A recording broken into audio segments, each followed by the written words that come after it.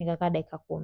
Baada ya hapo nikaosha nywele na sasa nywele ziko tayari kwa hatua ya mwisho ambayo ni moisturizing. Hii ni leave-in conditioner nilinunua kutoka kwa Hatuchani Nywele na nitatumia pia ya mafuta ya jojoba oil. Sitayapaka kwenye ngozi bali nitayapaka kwenye nywele tu, maana mi ngozi yangu ikipaka mafuta yote ambayo sio mafuta ya nazi yanawasha. Kwa hiyo ndo maana nina mafuta ya nazi hapa ambayo nitayapaka tu kwenye ngozi, ambayo ndo naanza hivyo. Sasa ngoja niweke pause kwanza hapa ili niwaelezee ninachofanya. Moisturizing ni kuongeza unyevu kwenye nywele zako. Ni hatua ambayo inatumia maji au bidhaa zenye maji kama leave-in conditioner, cream au spray ili nywele zisiwe kavu, na inasaidia nywele kuwa laini, kunyooka vizuri na isivunjike kirahisi. Sasa nywele natural, actually nywele zote zinatakiwa ziwe moisturized. Hata Wamarekani, Waarabu wanatakiwa wa moisturize nywele zao. Yaani ile neno moisture kwa Kiswahili ni unyevu. Kwa hiyo inatakiwa uweke unyevu kwenye nywele kwa sababu nywele ni kama majani, zinahitaji maji na unyevu. Changamoto inakuja ukiweka tu maji yenyewe.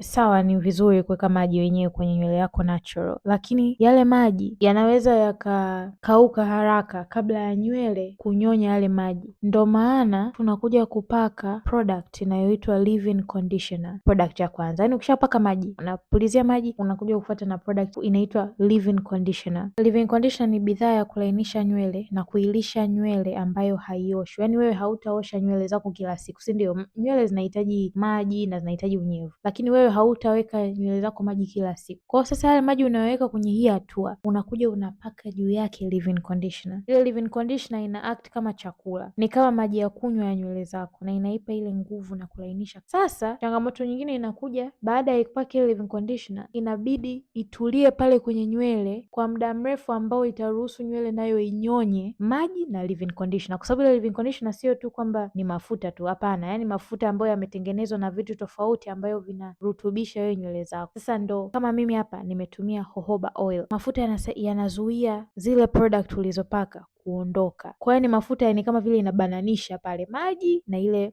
leave-in conditioner ili nywele zinyonye hivyo vitu vyote. Sasa mimi nilichagua jojoba oil. Wewe unaweza ukachagua, unaenda kama nilivyokufundisha kwa ChatGPT, unamuuliza ni mafuta gani ambayo naweza nikatumia kudhibiti leave-in conditioner nikipaka kwenye nywele. Yako mengi sana. Mimi nilichagua tu jojoba oil kwa sababu nilikuwa nimevutiwa nayo, yako mengi. Lakini kwenye ngozi nilipaka mafuta ya nazi kwa sababu ngozi yangu nikipaka mafuta mengine yoyote najisikia kukereketwa. Lakini pia hata nikiwa napaka hizi products zingine leave-in conditioner na kadhalika, sizi massage kwenye kichwa, yani ninapaka tu kwenye nywele tu, ikigusa ngozi ya kichwa sawa, lakini siendi ndani ya ngozi nikaisugua kama vile nataka ingia kwenye ngozi, kwa sababu nikifanya hivyo ngozi yangu waga inakereketwa kirahisi, afu naweza nikawashwa. Ila watu wengine wao hawawashwi, ni kama mfano watu wakipakwa gel, wakisukwa rasta, wengine gel inawakereketa, wengine haiwakereketi. Kwa hiyo ni kwa ufupi. Kama mngependa nielezee zaidi kuhusu hii hatua ya leave-in conditioner ya mafuta na jinsi ya kujua ni hatua gani zinafaa kwa nywele zako, weka hapo kwenye comment, nitaziangalia afu nitajibu. Tukirudi kwenye video yetu, hapo ninasugua mafuta ya nazi kwenye ngozi kwa sababu nataka ngozi yangu isiwe kavu. Halafu ninaanza sasa kumoisturize kama nilivyosema kule mwanzo. Hatua zinazotakiwa, unaanza kwa kupulizia kwanza maji kwenye nywele, unazichambua hizo nywele, uhakikisha kwamba zote zimepata maji ya kutosha, zisiloe kama zinachuruzika maji, lakini zinatakiwa tu ziwe na unyevu. Alafu ndo napaka sasa ile leave-in conditioner ambayo niliwaonyesha, ambayo mimi ya kwangu nilinunua Hatuchani Nywele, wanauza, kuna makopo mawili nafikiri, dogo 25,000, kubwa 35, sio 30, nimesahau, lakini kweli ni sehemu ya kuwekeza, maana sio hela ndogo. Alafu nikishapaka ile leave-in conditioner na kisha naipaka naisugua hadi kama vile inatoka povu, nafuatisha na ile mafuta na lile chanuo langu kubwa ili nywele zisijifunge. Sasa hapa mnaweza mkajiuliza ninafanya nini, yaani baada ya kupaka hizi product na kumoisturize nywele. Hilo ni swali zuri sana. Ninajisuka nyoosho. Sasa hapa napo ni sehemu ambayo nataka niwape mawazo yangu juu ya style ambazo watu wenye natural wanaweza wakazifanya. Kwanza tuongelee swala zima la ukishafanya makorokoro hayo yote unaendaje nje, yaani mfano unataka utoke kazini, unaenda sehemu, hata ukitoka kwenda dukani, unaendaje na nywele zako natural. Maana ni tofauti na nywele zenye dawa ambapo ukipitisha tu kitana mara mbili tayari ziko neat, ziko smart. Sisi hapa wenye natural hair tuna changamoto kidogo, ndo maana unaona nimepasua hapo mistari 6. Ngoja nitaelezea vizuri, ngoja niweke kwanza pause. Sasa kuna mambo mawili, kuna hali halisi na suluhisho ambayo mimi ndo naona kwa maoni yangu ambayo mimi naona itasaidia hii hali. Hali halisi ni kwamba tuna changamoto kwenye kuziremba nywele zetu, kuzibana na kuzisuka. Hatujui namna ya kuzibana na hatujui namna ya kuzisuka, na hiyo inatufanya tutegemee kusuka mitindo mingine ambayo inahitaji nywele zingine za nje, yani kama rasta, kama mawigi na kadhalika, ambayo haina shida, lakini sawa utasuka, lakini hizi nywele zako zinachoka, yani zinachoka kwa sababu hazipumziki, cha kwanza, na hata zikija kupumzika hazilishwi vitu ambavyo vinatakiwa kulishwa, na hazisuki kwa namna ambayo itasaidia zikue. Sasa basi, hiyo sio shida, kwa sababu mimi suluhisho ambayo mimi ninapendekeza vitu viwili kama suluhisho. Cha kwanza ni kujifunza kusuka. Inabidi tujifunze kusuka. Unaweza ukaogopa kwamba jamani, mimi nijifunze kusuka, nitaweza kweli? Utaweza kama uliweza kujifunza jinsi ya kuchemsha maji, jinsi ya kupika mchuzi, jinsi ya kuparua samaki kama umeweza kujifunza hivyo vitu, utaweza kujifunza kusuka, na hauna haja ya kujua kusuka ndani ya wiki moja. Hiyo haiwezekani. Kila kitu wake kinachukua muda, na unaweza ukaanza tu taratibu, na ninasema ujifunze kusuka kwa sababu itakupa faida 3.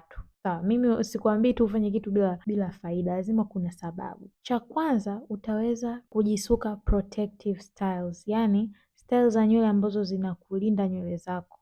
Where are you? Protective styles ni mitindo ya nywele inayolinda nywele zako zisikatike au kuharibika. Ni mitindo ambayo inaficha ncha za nywele na kupunguza kugusana na mikono au mazingira. Lengo lake ni kulinda nywele zipate muda wa kukua, ziwe na afya na zibaki na unyevu. Sasa hizi hatua zote ambazo unafanya nyumbani, unapaka moisturizer, unapaka leave-in conditioner, unapaka mafuta, mwisho wa siku lazima huwezi ukaziacha tu nywele wazi, lazima uzisuke. Sasa uzisuke mitindo gani kama hauna mishe yoyote na uko tu sawa kusuka vibutu? Maana kuna protective styles za tofauti, kwa ni wewe kuchagua. Sasa kama haujui jinsi ya kusuka tu protective styles, hata za kushikilia tu nywele kwa muda mchache inakuwa ni changamoto, kwa sababu nywele zako ukienda nje, ukizunguka, yani mazingira yote, upepo, vumbi, zikigongana na nywele zinapambana sana ziendelee kuwa imara. Lakini ndo maana unakuta watu wengi wanasukaga minyoosho au wanasuka vile vibutu na kadhalika. Sasa inabidi ujifunze kusuka hata vitu kama vidogo kama hivyo, ili nywele zako ziweze kulindwa. Lakini cha pili,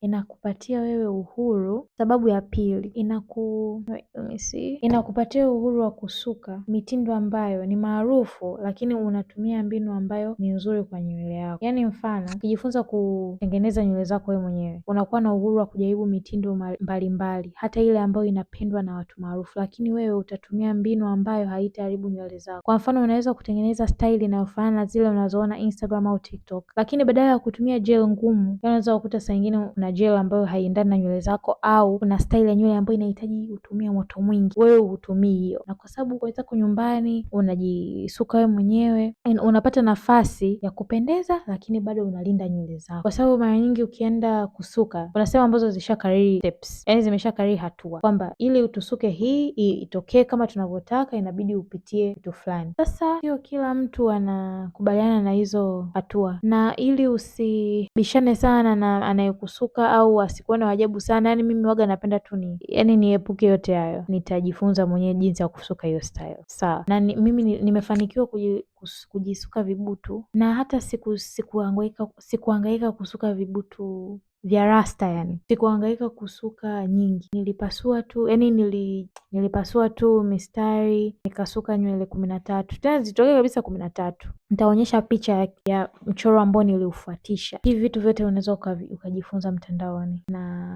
Na faida ya 3, utapunguza kutegemea mtu mwingine, kwa sababu tuna mambo mengi hapa maishani, tuna majukumu tofauti, tuna mambo mengi. Unakuta saa nyingine muda unaisha, unafikiria inabidi niwahi hapa, inabidi niende pale, Sasa ukiwa unajua jinsi ya kujisuka, utapunguza kutegemea mtu, kwa sababu mwenyewe utaweza kujisuka. Hata kama ni kitu cha kushikilia kwa wiki moja, utaweza kujisuka na utaweza ukatoka nje na uko smart na umependeza, lakini cha muhimu umejisuka kitu ambacho kinalinda nywele zako. Kwa mimi naona hiyo ni faida nzuri sana, na unaweza kufanya chochote kile ambacho umeweka akilini kufanya. Kama unataka ujifunze, jifunze. Yaani huu ushauri ni kwa watu ambao wanataka kufanya vitu wenyewe. Yaani wewe kama umewahi kusikia sauti kichwani kwako kwamba hivi kwa nini nisijifunze tu mwenyewe kujisuka, au kwa nini moja mbili tatu, unaweza kuja ukakuta changamoto nyingi ambazo unazipitia ungezifuta kabisa hizo changamoto. Yaani hizo changamoto zingeondoka kama ungefanya tu vitu mwenyewe. Itakula muda, lakini angalia hapa, ni wewe kama unataka nywele zako ziwe imara na ziwe ndefu na ziwe zenye nguvu, sawa, haziji bure. Yaani lazima utatumia muda, lazima utatumia hela, lakini mimi kwa upande wangu nimeona hela ambayo naitumia sana sana ni kununua hivyo vifaa, na nikinunua vifaa nakuwa nina uhuru sasa. Sasa nifanya nini?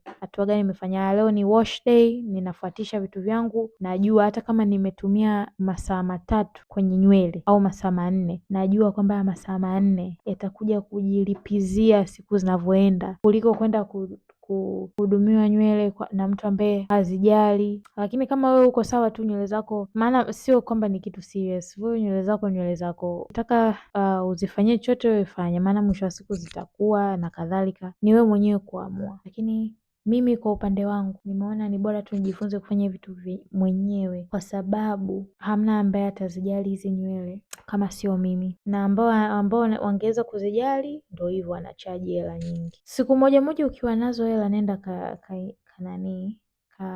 kashughulikiwe, ambao mimi naona ni raha sana kushughulikiwa. Nimewahi kwenda nywele na ninapenda huduma yao sana, lakini sasa ndio hivyo, sio kila siku unayo hela ya kwenda kule. Kwao sasa kama sitaenda, ndo nibaki tu hivi nywele hazina mbele wala nyuma. Kwa hiyo mimi huo ndo ushauri wangu. Na pia ukiachana na kujifunza tu kusuka, pia jifunze kubana nywele. Yaani vifaa vipo, yaani wewe unaweza ukaenda kwenye duka la nywele ukanunua nywele, alafu ukarudi nyumbani ukaanza kujifanyia mazoezi kichwani ukiwa una muda free. Na muda tunao, wewe nenda kwenye simu yako. Sasa sijajua kama unatumia simu gani, lakini angalia simu yako, tafuta kwenye settings kitu kinaitwa digital well-being, na hiyo itakuonyesha application gani unaitumia sana ukiwa kwenye simu na umeitumia kwa masaa mangapi. Yaani I'm sure hapa utakuta kuna TikTok, kuna Instagram, kuna Facebook, kuna YouTube. Hayo masaa ambayo umekaa unaangalia hizo content ni hayo masaa ambayo ungeweza ukajifunza kujibana nywele, na sio lazima ukiache kimoja. Unaweza hata ukaa unaangalia huku unajifunza kubana nywele au unajifunza kujisuka nywele. Muda upo, ile tu kuamua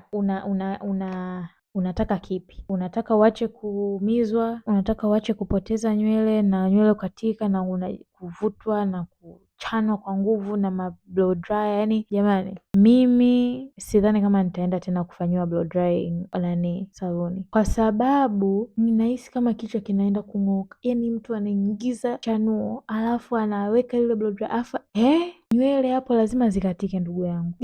Nywele lazima zikatike.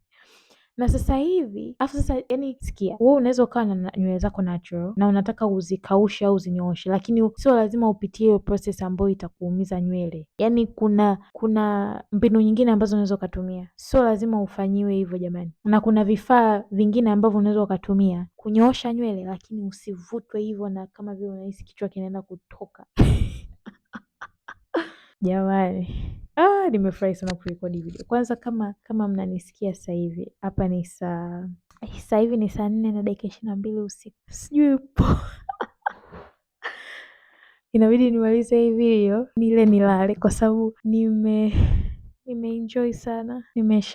Nimeshasema vya kutosha, inabidi isiwe ndefu sana ili msije mkachoka kuiangalia. Baada ya kumaliza kusuka hii minyoosho, nilivaa bonnet na nilirekodi hicho kipande, lakini naona wakati wa kuhamisha video kimepotea. Lakini hakikisha kwamba kila ukilala uvae bonnet. Lakini kama bonnet inakukera, basi nunua foronya ambayo ina material kuteleza, ili hata ukiwa unalala nywele zako yani product yote isiishie kwenye mto, zibaki kwenye nywele zako ziendelee kuwa imara. Haya warembo wangu, hiyo ndo ilikuwa wash day routine kuanzia mwanzo hadi mwisho. Kama umeenjoy hii video, naomba ugonge like, ugonge subscribe, umtumie dada yako, mama yako, rafiki yako ambaye atafaidika na hii video. Nitashukuru sana mkifanya hivyo, kwa sababu YouTube wataelewa kwamba watu wanaipenda hii video na watazamaji wengine wengi watakuja kuiangalia hii video. Nashukuru sana, nimefurahi kuongea na nyinyi leo.